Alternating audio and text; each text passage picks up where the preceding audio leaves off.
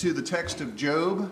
We are going to be surveying the conversation that takes place in chapters 4, 5, 6, and 7. Obviously, we won't have the time to read the entirety of the dialogue, but we will certainly have opportunity to consider, to reflect, and to think deeply about it. Before we begin this morning, let's go ahead and bow together in prayer. Heavenly Father, we thank you for the goodness you provide for us. We recognize deeply that you are responsible for both joy and our capacity to reflect upon sorrow. Help us then to find our wholeness, not in the external things of life, but in you and the totality of what you are trying to show us in your word. Please forgive us of our sins, and we offer this prayer in your Son's name. Amen. So the text of Job, as we've kind of been noting, began with narrative prose. That is, the narrator here, the author who has put the text together, told us in a storytelling fashion what happened. These next dialogues are challenging for us in new ways. The first challenge is that they are arranged in what would be a poetic or a wisdom format. From a literary genre side, it's important to know that distinction. It does not mean, though, that these conversations didn't happen. It does not mean that they are not historical. It means that what's taking place is they are formatted in a structure and a form that moves from literal event storytelling to flowery prose. We're very accustomed to it, too, by the way. How many speeches are you aware of that begin with the phrase, fourscore and? You guys know a speech that begins that way? Is that how we think people begin speeches often? No, because there's an iconic, a one-of speech that may or may not have been representative of how people began a date thing. You know, when we're talking about the Gettysburg Address, and we have a written record of one or two of the napkin editions that were handwritten, and then we also have public recollection of what was said that was in the papers. And here's the weird thing: none of them match. The two napkin copies that I'm aware of don't match each other. The public recollection of it is a little bit different. And so it's pretty close. We have a pretty close approximation of a major historical event, and it's very poetic. Another one, if we move forward in time, using another presidential speech, he wasn't a president at the time, was Ronald Reagan's address in the 60s, A Time for Choosing. Excellent speech from a rhetorical communication side of things. Great speechwriter, whoever put it together. Well-trained orator. He's got a lot of experience talking before he gives that big speech. Subject matter's really good, but it's also very poetic and structured. How many of you can remember a sermon you heard, roughly, in all the details, but 10 or 20 years ago? Can you remember contents of a sermon 10 or 20 years ago? Like the ideas, big ideas. Different levels. Some of our brains, we don't remember very well. I write everything down because sometimes I'm not a great rememberer of details. But I do remember two sermons very well from the 90s. One of them was delivered by Bill Turner. He dealt with the fulfilled prophecy of the text of Daniel. Not very poetic. Very academic, very this is that. Two of the deacons of the Remington Drive Church in Sunnyvale, California, had a sermon that was entirely them reading the Bible back and forth in a poetic format. And I remember most of those two. I remember the structure, the format, the moment, how I felt about it, the details, fully. Much more poetic because they were using the scripture in a structured way. Very little comment by them. All of that is to point out that things can be historical, things can be accurate, but they also at the same time can be a genre that's different than me telling you about yesterday like a historian, like a fact teller. And so when we get to chapter 4 and these dialogues, the structure goes from fact teller 1, 2, and 3 to maybe more in line what we think of a storyteller who's going to give color and details, tell you about the feelings of things, make some argumentation. That's a little bit different. And so this shifts genre just a little bit with that change.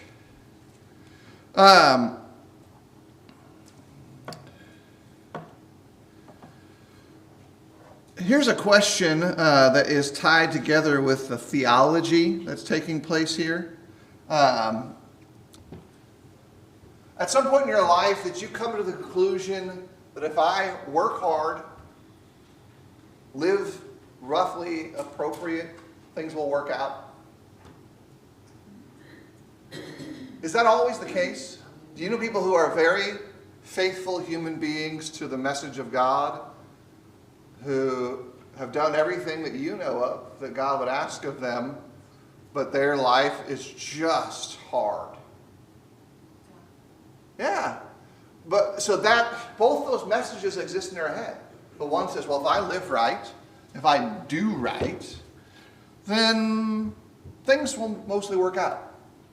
But on the same token, I know people, and you obviously also know people, who did the first two, and life has not been mostly okay. What are some of the things that happen that we cannot control that make that outcome manifest, where things don't go right, that has nothing to do with the person's morality, nothing to do with the person's individual choices? Loved one. Oh yeah, death of family. Especially if it's surprising. Warren and Debbie King's their granddaughter, Cassidy, developed cancer under the age of 10 and died. It was just brutal. And they just recognized that she would have been 20 years old. There's no answer for that question from the standpoint of anything.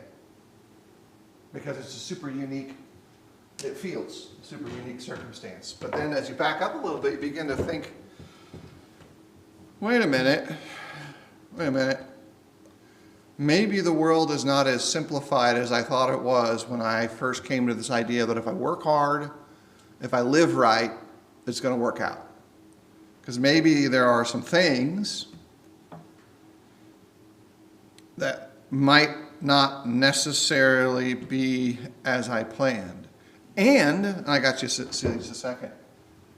This can also then include things that would be in the realm of faithfulness, wide and narrow definitions of the term, and morality in a wide or narrow definition of the term.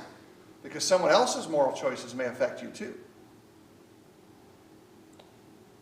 Your moral choices may have consequences that you didn't really understand when you made your choice. Cecilia? That premise that you're saying, if we live right and do things that are right, everything's going to work out. I look at it like a bell curve. Generally speaking, that is indeed the case. You do have your extremes, one where somebody's completely immoral and is successful, and then you got people that are completely faithful and have a hard time. So there's that whole The scope of human experience probably could be described in that way as a bell curve.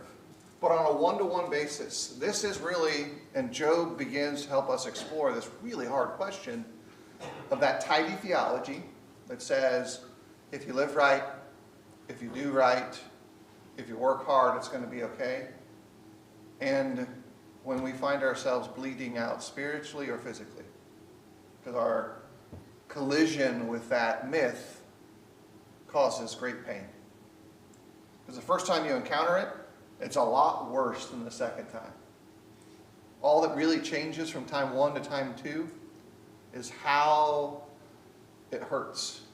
Not if it hurts, not how deep it hurts, but where and kind of how the hurt manifests. So when this dialogue begins, and there's 4 phases of the dialogue for us in our chapters that I've kind of arranged for us to think about. Eliphaz opens up pretty gently. Remember, they'd already sat there doing what I call their best work. His friend's best work is when his lips are zipped.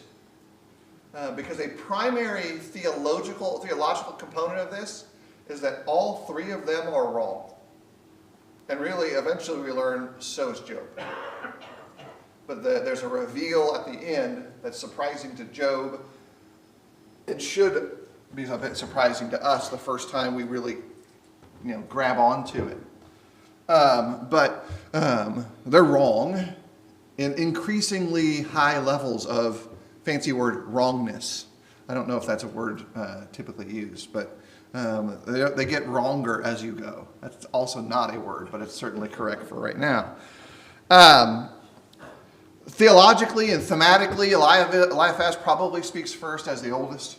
Very normal thing to do. He's got a wizened, perspective. And then in Job 4:7, there's a key phrase that kind of identifies this out. He starts with that sympathy. He will eventually urge Job to take his own medicine to a certain degree. Maybe he needs to offer sacrifices for himself because he's sinned. Because he's going to say this in Job 4:7, who being innocent has ever perished? That's an accusation. In the world that Eliphaz is representing theologically and conceptually, suffering points backward to sin. By the way, is that generally true in some ways? Sometimes. Generally, yeah, we know that's true. And did in a structured sense, what caused the world to change from Genesis 3 to Genesis 6? There's a 3-letter answer. Sin.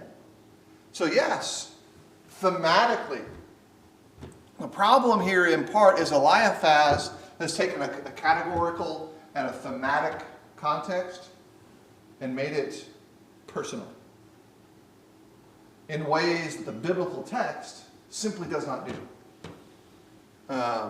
And our understanding then has to come back with what occurs in verse 17. And we'll see this in a second. Can mortal man be in the right before God? That's a real question that's being dealt with. Half-truth that is given. No human is righteous before God, but is error. True doctrine about human frailty comes before the frailties of Job. And he's got to figure these things out. And this false diagnosis of Job's circumstance. Because here's the thing. None of them have evidence of his rebellion. They're all making an accusation with this phrase. You must have. You must have done this. You ever falsely accuse someone in your life of doing a thing and have to eat the crow afterwards? Who hid my keys? Who hid your keys? Who's the answer to that question we rhetorically ask? We hid our keys, right? Who did this? Who did that? It's usually us in the context. But if we're around someone all the time, they're the scapegoat. We blame them for what's going on. Another note that I saw about this I think is really interesting. Eliphaz essentially preaches a real God, but he doesn't have the right map to get from where he is to where God is at. There's a disconnect there. Because he's asking the right question. How can a mortal, a human, be right before God? But his map has bookkeeping instead of grace. And that's a big challenge for all of us. Because if we move first outside our big theological window we're looking through right now, and talk about interpersonal relationships, the one-on-one connections you have with people, is there a point where you get tired of a person's business that you decide, I need a boundary and I can't be around them anymore? Yes. Yeah. Is that boundary farther from where you're at right now when it's someone who is already relationally close to you? Like your spouse, your children, that fence is farther out. You'll keep their crazy close to you, but if it was somebody, just a random person, you're like, that's enough. I can't deal with that. I can only handle so much. We already understand the concept because we do it in non-spiritualized context a lot. Some people, these boundaries you're pushing are just because their energy level is a lot higher than ours. And they got a lot going on, and it's just more than we can process. But now if we move it into morality, into spiritual principles and concepts, there's a certain weight to rebellion that you can only carry so much of it. And it's not that they're not trying to make it right, they're not trying to fix it, not trying to work on it. It's that the difficulty of immorality isn't just like a checkbox system as we are kind of pushing against here. It's a felt thing. You feel the pain. You feel their pain, our pain. You carry it with them. You pick up part of the load. It's heavy. It has mass and weight. And so distilling it down to this, you must have done something wrong, not only eradicates grace and eliminates hope, it functionally misunderstands where our trust is kind of leaning on. Because in this case, they're saying, Job, you offer sacrifices all the time for your kids. We know that to be true. And we do, as the readers know that to be true. You must have missed something for this to have taken place. You must have skipped a step somewhere. I told Larry I was going to do this because he made choices. The question that I'd asked was, where does Eliphaz sound right, and where does he slip off the rails? And Larry wanted me to correct that he doesn't think trains existed until the 1800s. And so I said I would make that correction for him. But the question still stands, and I asked this on Saturday. Where do they make that? Where does Eliphaz make that turn? Where does the shift occur? If you were going to nail it down into a moment in this dialogue. Whenever he accuses without evidence. An accusation without evidence. I think that's part of the turn. I think individually, it might go back further in his own past to whenever he thought that that's how the relationship worked. But when he spoke that into existence, I think Les is right. That's part of the turn. But it also, there's a question underneath this. It's going to be really hard for us to deal with, and I know I struggle with this. God blessed each of us with a lot of good things. We don't always know them and identify them, but we have been absolutely blessed as human beings. Job's message, in part, is trying to ask this question: can I exist with just God? Even if some of the best blessings I've received are taken from me, can I exist with just God? Can I exist with a just God, knowing that I am unjust? Can we coexist, and how? And so there's a lot. Like Job is one of the parts of the Old Testament that is going to force you to reevaluate the more you spend time ruminating on what he's trying to get to. All right, the next chapter scoots forward. And by the way, standard model applies. Interject questions, raise your hand, is always a standard process here. But Eliphaz says, I got the solution, man. I know what you need to do.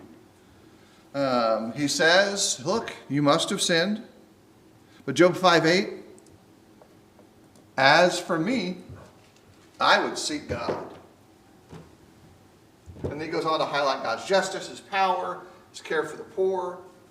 And he presents suffering as divine correction. Can suffering be divine correction? It can. It's explicitly so in cases of a national context in the Old Testament, and at times individually. But it still doesn't deal with whether or not the diagnosis of the problem was true. Now, for a second, I want you to sit maybe with Job and think about in your past. Has anyone ever come to you when things are bad and basically said they're bad because you're in sin, and if you would just straighten up and be okay? Whether they said those words or not, did you feel like that's what they were telling you? Yes, Yeah. absolutely. And I'll confess at different points in my preaching and in private conversation, I'm quite certain that what I said landed on the table with that outcome. I'm not sure that that's what God wants us to do as disciples, though. Because there are certain things that I don't know. And the older I get, the list of certain things I don't know is a lot bigger than it used to be. Not only about God, but just about life in general. My ignorance knows no bounds. It's quite substantial. But I think it's an important principle to capture, to think about, and to think deeply about. If I'm reading this dialogue correctly, bad diagnosis leads to a bad prescription, and maybe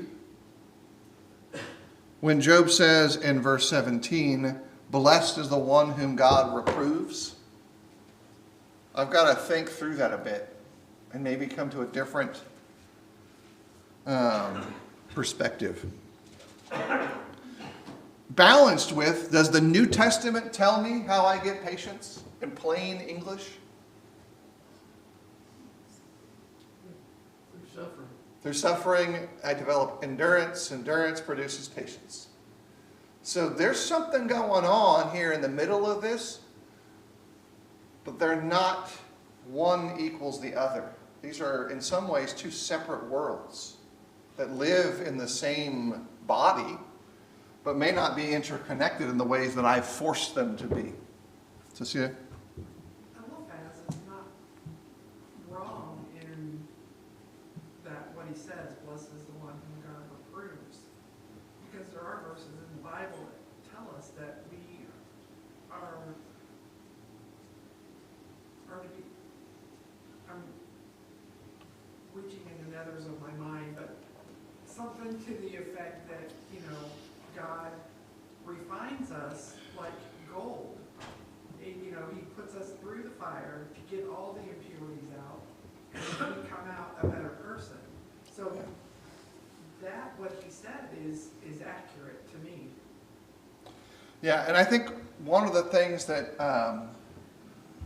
is in this discussion, or like the telling of Eliphaz that we have to catch right here, that ties together what Cecilia is raising up for us, as well as some of the other principles, is Eliphaz cannot see through his theology to Job and see the broken father sitting on the ground. He's gotten up, he's very puffed up. I know what it is. I know what it is you've got to do. And if you'll just do what I say, everything's going to work out perfectly. And your tent will be restored, your family will be put back together, your dead children will wait and arise in the resurrection, or they'll multiply in other ways.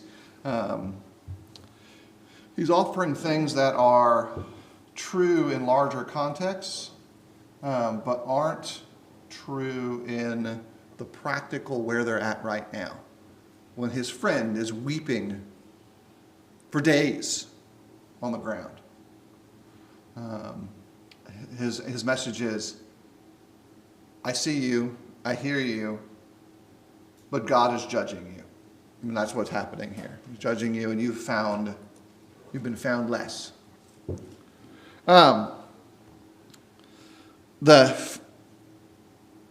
next chapter, chapter 6, has a bit of the dialogue, and Job doesn't come back as a broken mind, per se. Definitely broken heart. But he wants his vexation, his feelings, weighed. And if so, it would outweigh the sands of the seas. Because he says, the arrows of the Almighty are in me, in Job 6:4. He's saying God is the one who did this. Now, you know, he says God did this, and he's pushing back to Eliphaz, who is saying, no, you did this. Your sin, your rebellion, your unrepentant heart, your lack of sacrifice, they're the ones who are the weighing against you. Cecilia? I have always, and I've struggled with this, because it's almost like God's and Satan are sitting around and God makes a wager with Satan. Have you considered my servant Job? And God's answer to all of this is correct. You know, where were we type of thing. But it just seems cruel to tell Satan, you can do anything to my servant Job, but kill him. Yeah. I've struggled with that. I've struggled with this book. So this is something to think about. Because remember, this is a bit of poetry in the way this is being played out. These are things that are set in history. Job is referred to as a historical being. All of this is kind of put that way. And the picture of the heavenly court that's shown at the beginning is another thing that's mentioned in the Psalms. Part of this section, Job 4-7, pulls in antithesis from Psalm 8, and we'll talk about that perhaps a little bit. These wordings that are used there are kind of pulled from the Psalms forward and reapplied back and forth to teach us these theological truths. And remember, none of these people who are talking are right until God speaks. Job doesn't know everything either. And so his response that God has shot him, and even our perception of the interaction in chapters 1-3 is not balanced until God speaks and tells us the big picture. That's a shortened thing. Is it an accurate representative of what happens in 1-3? Yes. Remember, we're wrong as the listeners to not remember that God does have the capacity to do these things, even if we don't like it. And that's part of the message here. Because if my read, I think, is probably where my heart looks at this. The pulling away of his family is horrible feeling. But the message that he needs to learn is one that I need to learn, which I have to figure out how to find my wholeness in God, even if they all fell away. Even if they were all taken from me for all kinds of reasons. And Job does that. And so while it hurts to even posit the possibility of living in a world that doesn't have those blessings, Job does it. Even with his ignorance and mental problems, like of the failure of understanding all this information. And even Job uses this phrase toward the end of it, teach me and I will be silent. Job 6:24. He acknowledges that he may not have it right. He doesn't. They don't. Probably in part because we don't. Job uses some terminology here too in the text. He compares his friends to the wadis, the streams that vanish. And it's a local thing to think about. These streams are all through the Middle East, especially through the areas of Israel that we talked about a couple years ago in our history and geography classes together. They're seasonal. And historically, you know when people die? When they trust a stream that isn't real. And so he's comparing his friends to a stream that's really full of water right now, but it's not really going to help him because it's going to eventually dry up. And I think like I said before, Eliphaz, and as we go forward, his other friends too will do the same thing. They don't see his grief as legitimate. They see his grief as the consequence of Job's sin. And they don't really connect it as the weight that they should be putting together. All they weighed was this mythical sin he'd committed. You've sinned. Therefore, everything else that's happened to you is just. Look, things can happen to you that are absolutely unjust. They have nothing to do with your moral standing before God. And they can be horrid. So Job responds to his friends in chapter 6, says, "Teach me and I will be silent." And then when we get to chapter 7, he then turns to the Shemayim, the heavens, and talks to God. Nights are long. Days are the weaver's shuttle, fast and then gone. That's Job 7:6. He speaks really openly with anguish, with exhaustion, with accusation. You ever look at someone who is really bound up in a lot of problems and they question the nature and person of God, and there's a hint of judgment in the speech of some when they're having that conversation? Like, how could you question God? The text of Job shows us that people question God and what he does. And God does not abandon them when they do. The Psalms teach us that truth too. That people cry out to God, they offer their laments to God, they question what God is doing, and God doesn't abandon them for those questions. In fact, what he does typically is meet them and offer them answers to the important ones. And we get to know those answers. Like, we get to see some of this information. That's just a round kind of statement that says, the last time you did that, if you felt bad of asking God why, I'm sorry for the context of the world that made it felt like it was wrong to ask God the question we asked our parents from age 0 to I don't know how long. Why? It's a standard question of humanity. It's a standard question in the Bible. It's a standard question of the disciples. It's a standard question of the Israelites. And sometimes God answers why with specifics. And sometimes God says answers why with, you're going to have to wait and find out. And sometimes he doesn't answer. So sometimes the answer yes is essentially, I said so. Which, by the way, is still a perfectly valid answer in non-egalitarian context. So someone in authority can look to someone below them and say, actually, it's because I said so. It's different when the power context might be a little disparate. I mentioned this already, and this is similar to the beginning narrative of Job. But in this prayer in Job 7 is the phrase, "What is man that you make so much of him?" Les, do you have Psalm 8 available for us? 8 and verse 4.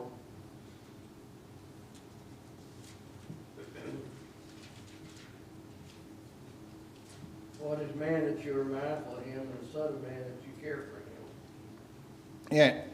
Yeah. Consider the tone of what Job is dealing with, where his heart is, where his speech is, and you have a statement there, and then in Job 7:17, Job is praying, maybe even singing, you might think about it that way in the prose side of things, of surveillance. Like, why are you watching me? Why is your thumb on me? In Job 17, or 7 verse 19, toward the close of that, "How long will you not look away from me? nor leave me alone till I swallow my spit. That's prose, by the way. It's designed and spoken in a way to be so blunt and forceful. But if you want to know where Job is at, this is not like some gray-bearded theologians sitting around a round table, having their coffee and going, what do you think about this? This is someone who is going through it in every way you can imagine those phrases. And so when he talks plainly and bluntly towards his friends and towards God, that's a broken and severed heart wide open, saying, oh, it's just going to leave me alone. Which maybe is a challenge for us to think about, because we, in our 21st century setting, well removed from the context of Job's life, maybe even the next verse that follows afterwards, why have you made me your pawn, your mark, your wager, if you will? Why me? Why am I the one who has to be this? And from our humanity and earthly perspective, the question has some weight to it. Well, why did I get picked? You ever see someone get singled out for their bad behavior in a group? And it's legitimately bad behavior? Now let's move one step.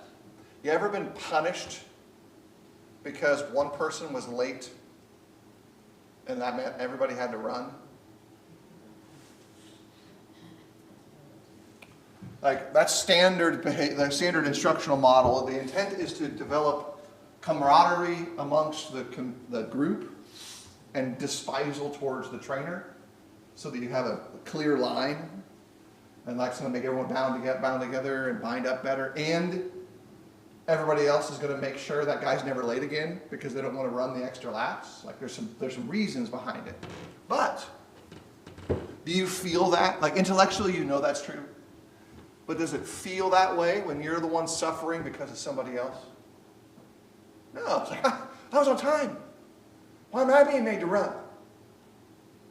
I came ready with everything prepared. Why do I have to do extra? I have offered sacrifices all my life for myself, for everyone around me, for my children. I have done everything right. Why do I have to suffer? Why am I still under your thumb? Why am I your mark? Why was I selected? Why was I, if I want to use internal textual terms, why was I considered and not somebody else? Job is modeling a raw, covenant-angled, honest prayer. Because he's praying openly about how he feels.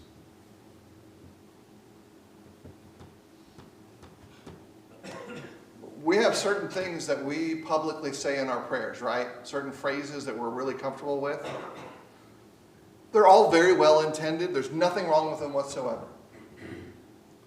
Sometimes, though, because of our circumstances in life, maybe those really great phrases aren't the things we need to say. But we say them because we're afraid to say the real stuff, or we don't know how to express the real stuff. There's nothing wrong with those two answers, by the way. It's okay to be afraid. It's okay to not know exactly what to say. But understand that it's not okay to deny the feelings that exist underneath those two things. It's okay to hurt. And it's okay to acknowledge that you don't know how to express it just right. Those are things that aren't separate. They're together. And to put it in context, when someone else is leading prayer, it is never our place to judge their prayer. Because we don't know. Just like Eliphaz didn't actually know what was going on with his friend. A powerful reality exists underneath this. One of the statements that are made during the closing parts of the earthly work of Christ is a psalm that is very, very much in word like these prayers. And we'll see more of them in the next two dialogues too. Jesus in Matthew 27:46 is citing from Psalm 22 and verse 1. And there's some theological reasons why he does that.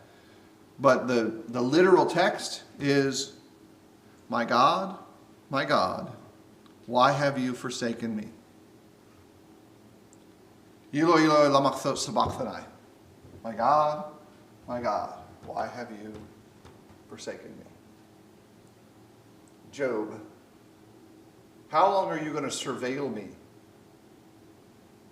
until I can just sit here long enough to swallow my spit? Mood, pretty similar, right?